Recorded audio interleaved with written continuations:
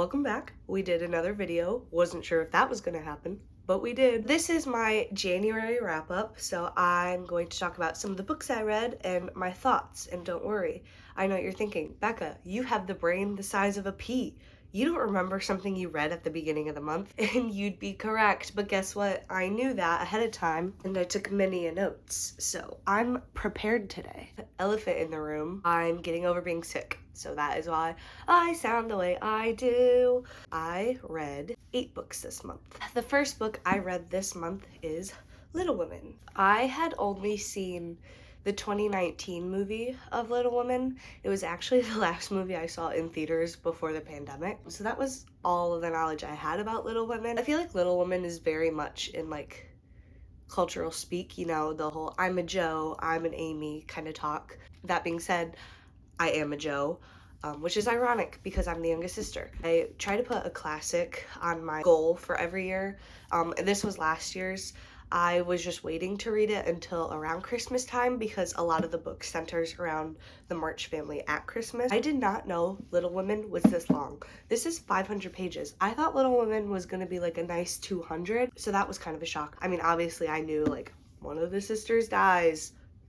Spoilers? Is this spoilers? This book has been out for so long. I just really love the March family. They are written as siblings. Like, they do very much get annoyed and get mad and fight with each other. At the end of the day, like, they're very selfless for each other and just really prioritize their family. Lori. Where do I go on Lori? I love Lori and I hate Lori. I love him as a friend to the family and as Joe's best friend. I hate Lori when he's being a basic fuckboy. Oh my god, you've been friends with her for so long and now you're gonna be all like, I'm entitled to this. And then he just goes and marries Amy, who he literally says like, oh, if I can't have Joe, I'll just have Amy. So that means you don't like Amy like that. And sure, maybe then he grew to like her that way, and Amy also grew to like him that way, but they both were like, fuck it, I guess we have to get married. Literally just got married for tax reasons, which, like, yes, Joe could have done that, but it wouldn't have worked because Lori liked Joe more than Joe liked Lori. So some of these times I'd be like, oh, I like Lori, and I love how much he loves her family and likes to be included, and because he was like this only child in this like big house and then going to a little house that has so much life in it, but then he just goes and is like, I'm entitled, I want to date you. Another thing I hate is I hate Joe's ending. I hate that Joe gets married, and I know at that time the heater is back. I'm just gonna keep talking. Women mostly got married. Like, you didn't have a choice to do that. But it's just so much of Joe's character is her talking about how she does not want that and she wants to make a life for herself. And yes, she does like family, but she doesn't want to have that kind of a family. She lets her family now. I think it's because Louisa made Alcott. In order to get the book published, they were like, Joe has to be married by the end, which is just so annoying. If that is what it takes for Joe to get the ending she does, then I will be fine with it, because I really do like the idea of Joe going and starting a school. I'm not sure about it being a school for boys. I think literally it would have wrapped it all up to be a school for little women. That might have been too on the nose, but I do like the idea of Joe starting a school. I feel like that is very fitting for Joe. I just hate that she had to have marriage to get that. The part that people usually quote for Amy is, I want to be great or nothing. People use it as a motivation quote when that is not what the quote is fully about. So the full quote reads, that's just why, because talent isn't genius and no amount of energy can make it so. I want to be great or nothing. I won't be a commonplace dauber, so I don't intend to try anymore. I also looked it up because I didn't know that word. A dauber is a crude or inartistic painter. I just think this line that people usually take out of context as this like great beautiful line is actually, it's really sad because we see Amy loves art. This is just her saying because she isn't perfect at it, she's not gonna do it anymore. If you're not great at something, you should just quit. It's about her like not wanting to make a fool out of herself because, you know, why try if it's not gonna be 100% perfect. I just think that quote has a lot more than I want to be great or nothing, and I feel like it's really unfortunate that most people glaze over that whole quote, because when I read that I was like, holy shit. Michigan versus the boys. So this you might recognize for being on my 25 for 2025 list. We'll watch that if you haven't. Bing, bing, bing, bing. Yeah, I said I wanted to wait till the winter to read this, and I think January was kind of the perfect time. This is about a girl who school cuts the girls' hockey team, so if she wants to keep playing hockey, she has to join the boys' hockey team. The boys on that hockey team don't like that. They don't like playing with a girl, especially because she is really good and kind of makes them all look bad on the ice. So they, start their little initiation hazing, but also just full on like bullying and assaulting her to try to get her to quit the hockey team. Her perseverance in staying on that hockey team and what happens. I love hockey books. Again, I try to read a hockey book every year that's not like a really awful hockey romance, because I just think there's such a very interesting dynamic about hockey and hockey culture in hockey towns, especially in locations like this or in Beartown, where it's kind of an isolated town where there's not much else to do except hockey. This takes place in the UP, so Northern Michigan. It is a YA book, but it is a little heavy, so I would say it's kind of Disney Channel meets The Fosters, where it's like, it can be really cheesy and very like, I'm gonna do this. But there also is like very real topics that are addressed in here. And again, maybe they're done a little cheesily, so that's what I would say. It's kind of like The Fosters if The Fosters was about hockey. But again, I loved The Fosters, so I read this all actually in one day. I picked it up and then it was like literally in the middle of the night. I was like, and I finished it, and I was not expecting that. I knew the boys on the hockey team would be awful. What I wasn't expecting was for the adults to not care or do anything. I just kept reading this being like, hey coach, maybe you want to step in here. Hey, one of your players is literally being assaulted by the other players. You gotta step in here. And then she came to him and told him everything that happened, and he was like, it's your fault, you're off the team. What? Like, this shit is illegal. The things that happen in this book, I gasped sometimes, because I thought, again, YA, I feel like recently has kind of been like, either this is made for Disney Channel or this is Euphoria. And I'm like, how are these both YA? And so many books that I've read, I'm like, I didn't realize this was YA just because of the topics they cover. I do think YA needs to talk about these things, because God forbid somebody find themselves in this situation. They need to know it's not okay. They need to know what to do. That's a random rant that I didn't think I was going to go on with this book. Let women play sports. Pay them what they're worth. Jesus Christ. RIP Michigan, you would have loved the PWHL. The next book I read was actually on my Kindle. Real quick, Kindle tour. This is my Kindle. She's green. So these are all movie tickets for books that became movies. Hunger Games, Ballad of Songbirds and Snakes. Another Hunger Games, I think it's Catching Fire. Is Mockingjay. I don't know if it's part 1 or part 2 because it's been rubbed off. Fault in Our Stars, Little Women, Ari and Dante. And then My Heartstopper Bubble. I read so much on Libby that I was like, I need to get a Kindle. This is my Kindle, isn't she pretty? She's pretty. Anyway, the next book I read was Gwen and Art Are Not in Love. Again, this was on my 25 for 2025 list. And all I knew about this book going into it was that it was about Arthurian legend and it was LGBT, which I love Arthurian legend. So I ate this up, and I'm gonna say this was the favorite book I read this month, because I was just, every time I wasn't reading it, I was thinking about it, and this is how I always pick my favorite books. I'm like, I just kept thinking about it, and then I was like, I wanted more. Welcome back, Merlin, 2008.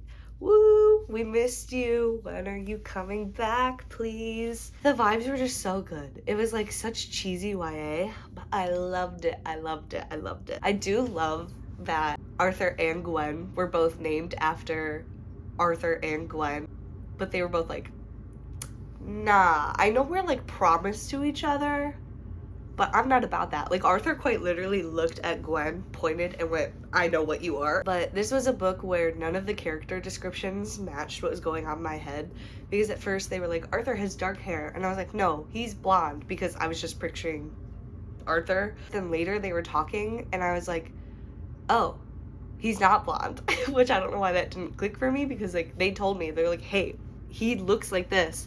And then I was like, he looks like that? They were like, hey, Gwen and her brother are redheads. And I was like, no, they're not. Why are you telling me that? Why are you lying to me? This book ended, and I was like, I want more. Papa, me want more movie. Papa, me want more movie. Oh, I was like, am I gonna have to rewatch Merlin? I don't know if I can do that again. I don't know if I can do that again in the year of our Lord 2025. I would love a sequel. And like, it had me gagged. Like, I was like, damn, Arthur can't catch a break. A singular break. He can't catch one. A sharp turn into left field. Next, we have The Perks of Being a Wallflower. I last read this book 10-ish years ago. So I was like, damn. Very interesting portrayal of grief and trauma and what happens when they overlap. Something I completely forgot about is that's like the whole point of the book, is this grief and trauma that Charlie is going through over and over again because his mind is repressing it and he doesn't even know. And I think that's also part of the reason that Charlie and Sam become so close, because that is one of the first things that Charlie really learns about her, is this experience that she had in the past that she shares with him. And I think something subconsciously in Charlie's brain kind of latched onto that, and kind of that's why he puts Sam on the pedestal that he does. I just want to give Charlie a hug. He just goes through so much, and part of me is like, maybe freshman 14-year-old Charlie didn't need to make friends with these seniors that have crazy lives and are leaving him. But again, they were the ones that looked out for him. Like, they were the only people at that school that saw him. Charlie over and over and over again putting other people's needs above his, and then that backfiring on him, and he's just so confused and he doesn't know what's wrong, because like, he was trying to help them the whole time. It wasn't like he was always acting out of this selfish need. That this whole book is told through letters, and the whole time you're wondering, who is Charlie writing to? And I actually looked it up because I wanted to see different people's thoughts. So if you have any specific perspectives, let me know. I know, like, obviously, like, he's writing to the reader, like, we are the friend, but that's not as fun as being like, who do you think this character is? I think Logan deserves all the awards possible, like a Nobel Peace Prize. Like, I know that's not an acting award, but I think he should get one for his portrayal of Charlie, because like, holy shit, his portrayal of Charlie is just so important to me, and I love it so much. But side note, my brain, I know they are different. My brain has a very hard time distinguishing between Dylan O'Brien and Logan Lerman. Like, I know one was in The Maze Runner, and I know one is Percy Jackson. When I hear the name, it's like the loading screen, and I can hear like the dial-up tone. I have such a hard time like distinguishing them. Like, I know they're different, but they're the same, but they're not. Crazier one that does is Millie Bobby Brown and Olivia Rodrigo. Sometimes I'll read Millie Bobby Brown and my brain's like, Olivia Rodrigo. I was like, Olivia Rodrigo got married? But it was Millie Bobby Brown. And I don't know why my brain does that. I think if you haven't read this book, or if you haven't reread this book in a while, you should pick it up. You should read it. I think we should all be reading more banned books this year for reasons.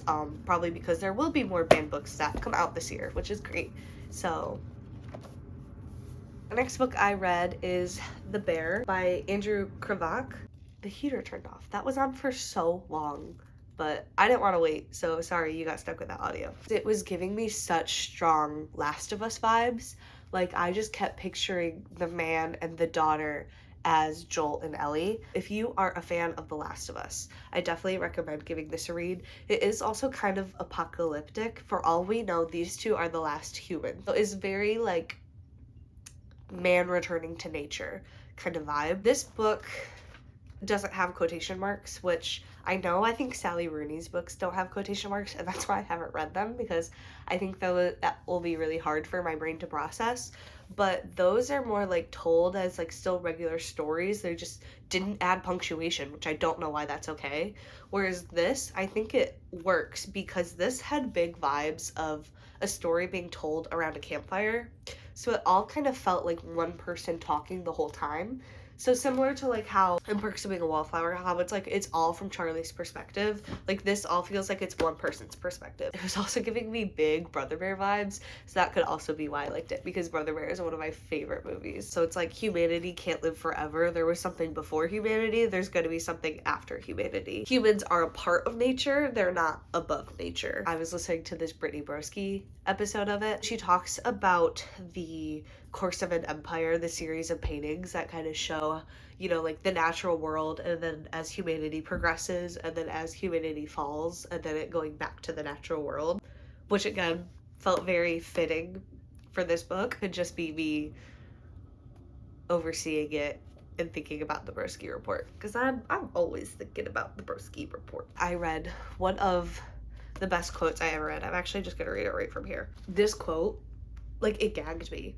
I have not had a quote in a book kind of gag me like that in so long, but it was just, I'm just gonna read it. They slept fitfully on grass under a newly waning moon, two habitants of a world recognizable now to no one, save those two who had come first. For all the others who had once claimed dominion and name, and believed they would be remembered as a result, lay inert and buried in the ground. Are you kidding me? Andrew, how did you write that? That quote, I've been thinking about that quote ever since. That quote is crazy. That quote is crazy. Hey, hey, hey. That's crazy. Hey, that's crazy. And guess what?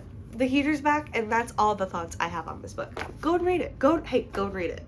Here, do you want to borrow my copy? Okay, it's a little annotated, but like, don't worry.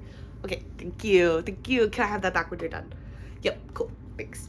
And that was my Brittany Chbosky impression. The next book I read was the only audiobook I read this month. A Woman of No Importance is a true story about Virginia Hall and how she became a spy during World War II, and how she was a disabled woman who eventually helped the Allies win World War II and kind of created all of these new tactics and strategies that are still being used by the military and the FBI today.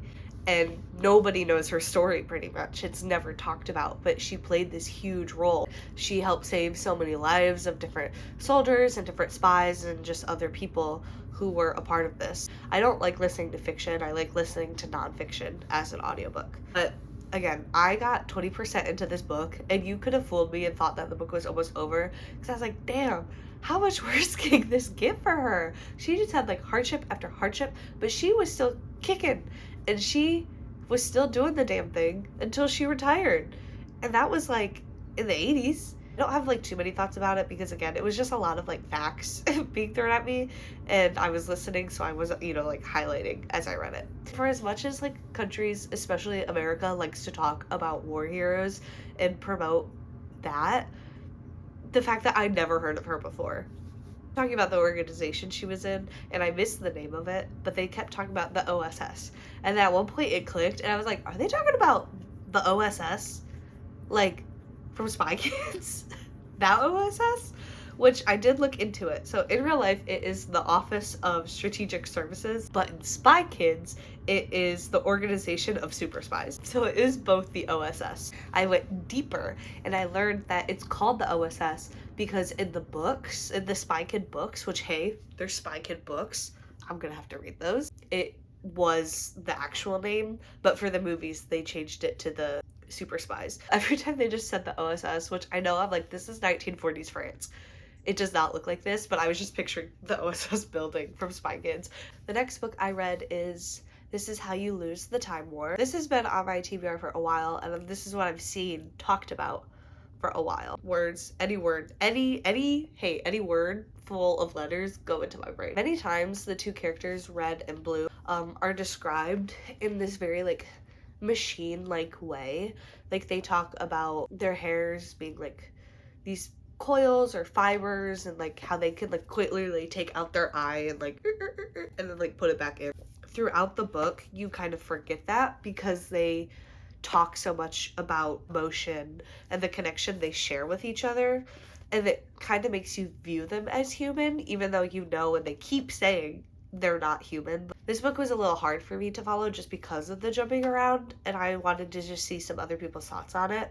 And I did see somebody say the war becomes the place they met rather than their purpose in life. That is very fitting. How they both are, fighting for their specific sides in the war, and at first they are quite literally just like messing with each other. They're taunting each other on the battlefield, but then it becomes like they throw all of that away for the other person. It does so much story building in under 200 pages. This book is not even 200 pages. But like the first half kind of dragged a bit. It's just because they kept going to so many different times in different places, and it was hard for me to keep all those in track and to remember all of them, so they all kind of blurred together. But at the second half, I feel like was so fast and could have used more, just more in general. I feel like that happened so fast, but then again, maybe that's how it was supposed to make you feel, that all of a sudden things were changing really fast and they had to be on their toes and, you know, they weren't being super rational. The last book I read this month was also on my Kindle, and that was The School for Good Mothers.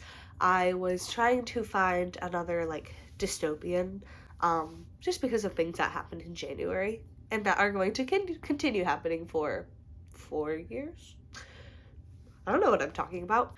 A modern, like 1984 vibes. It is about a mom who gets caught not being a good mom, and then they send her to a school for her to learn how to be a good mom. 1984 meets The Handmaid's Tale. So the foster care system is flawed.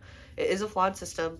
First of all, it doesn't even get as much money or support or things like that it needs. It doesn't work with parents. It doesn't help those parents. It kind of makes it impossible for some of them to get back in touch with their kids. It faults like the lower class. It faults people of color, single moms, things like that. That is a very complex issue, but that's just what I was kind of thinking about throughout this book. They get sent to this school where they are just told over and over again, like their mantra that they have to say is, I'm a bad mom, I'm a narcissist, a danger to my child, I'm learning, I'm being better. Like that is something that they have them repeat over and over again. It reminds me of how like in Handmaid's Tale, they treat the women who can have kids as like this lower thing, where the women who don't have children are like in positions of power over them. That's where like the Handmaid's Tale vibe kind of came in for me. I have so many thoughts about this book, so this might be a little bit all over the place. They take away the mom's humanity, and then it's like, no, you are only a mom. You should not have any other thoughts. You should never get angry. You should never do this. You should only do this.